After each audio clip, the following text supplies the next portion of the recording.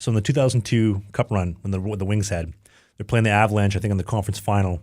Joe Sakic is going out there for a face-off, and then Sean Avery, the pest himself, gets off the bench and he leans over. He's about to talk to Joe Sakic and chirp him because he saw his suit before the game. He's like, Sakic, your suit sucks. And then before he can even get that out of his mouth, Brett Hull goes, yanks him down, pulls his jersey back. He says, you will not talk to Mr. Sakic that way. Sit down. I had a similar talking to by Tiger Williams. Oh. Yeah. I was emceeing a Legends dinner. You know, when the guys go back on tour after they retire and they tour around North America and they do the thing. Yep. I was emceeing the dinner, and I took a shot at the flower, at Guy Lafleur. Oh, okay. During the dinner because he was sitting at the head table. It was, everyone laughed. Got a chuckle out of it. What'd you say? I said, I still remember Guy Lafleur's last game. He scored an empty net goal, got first star of the game. I said it was, honestly, what a way to go. I can't remember the exact joke, but it was something about after all the goals he scored, that's the one that got him the first star of the game. We were out at a watering hole after, and Tiger pulled me aside and said, if you ever speak about the flower that way again, I'll drag you outside and beat the shit out of you. Those exact words? Those exact words. Tiger Williams. That I remember what he said. Broom riding Williams. Yeah, that's him. He pulled me, he like literally grabbed me and said, and he was no spring chicken when he did it too. Mm-hmm. And I was scared for my life. You know, as much as the game has changed, especially with the young guys and just how cocky and arrogant a lot of the guys are at the Michigan goals and whatnot, the game was founded on respect. Sure. So that makes complete sense why he would say that to you and how, listen, this guy's put in his time. He's played X amount of years. He is the man. Mm-hmm. Shut your mouth until you played that many games. Bingo. Totally understand. And I'll be honest with you, I was a young man at the time and I learned my lesson. And what was the lesson? The lesson was exactly what you just said. Don't speak to your elders like that. Just show some respect. Yeah. I hope Avery didn't learn his lesson on that one. How do you feel about Sean Avery?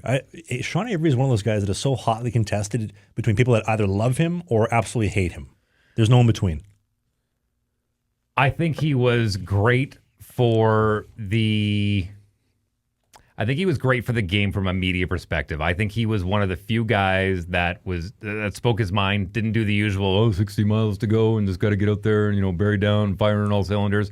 You asked him a question, he answered honestly. I think that was great. I think that opened the door for a lot of guys to answer questions honestly, even though, look, you asked the question, I'm going to answer it. Mm-hmm. And do I like a lot of his antics? Not necessarily. I think he played his role really well. I think he stuck around the league a lot longer than guys normally would of that caliber. I have a lot of respect for the way he stuck around the league, not necessarily the way he played it. But yeah, I give him full credit. I give him full credit for what he did. I'm sure he and I could share a beer together. I love having him on the show. He's declined every single time I've asked him, but well, he's got his own thing going on. You got to respect that too, right? Yeah, he's doing acting. He was a star in Oppenheimer, great movie. But have you ever heard the story? Star? Well, he was in Oppenheimer for about 30 seconds, but still, he's been more in Oppenheimer than we have. Mm-hmm. He's doing acting. He's got a lot of things. Was he in Goon? He was not the sportscaster in Goon, one of the greatest hockey movies of all time. This guy was, if you didn't know. But his push-ups. Have you heard the push-up story as well? No. Remember when he did the push-up celebration against Nashville, chipped it in off O'Kuhn from behind the net? So Terry Murray, Kings coach at the time, this is 2004, 2005-ish, morning skate, should be only a 30, 45-minute skate. He bags the Kings for an hour and a half, making the guys do nonstop push-ups. So when Avery scores, here's a couple extra for you, coach. So he bangs out 5 and then goes for a little flyby by the bench. Why not? What a great story. He, you know the story about him and Justin Timberlake, right? No. Don't tell. Is this the Sean Avery gossip episode? It might be. I like it. Carry on. So the song What Goes Around Comes Around by Justin Timberlake, and if you haven't seen the video, the long-form video, it's available on YouTube. The story goes, Justin Timberlake's best friend was engaged to Alicia Cuthbert, Canadian. Used to be on Popular Mechanics. You might remember that as a kid.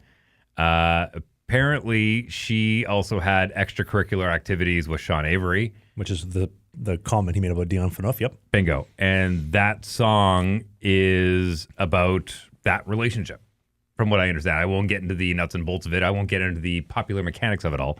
But essentially, that song was written from the perspective of one of JT's best buddies. Yeah. I didn't know that. Go back and watch it. It'll make a lot more sense. Okay. Yeah. Team Canada, what do you think about them bringing out GSP for the opening lineup? Look. Hey, if you enjoyed what you just saw, we do new clips every single day, twice a day on the Clips channel. You see clips right here. And beside Dave's crotch, we have a full-length show every single Sunday, right by my hand. Click right here.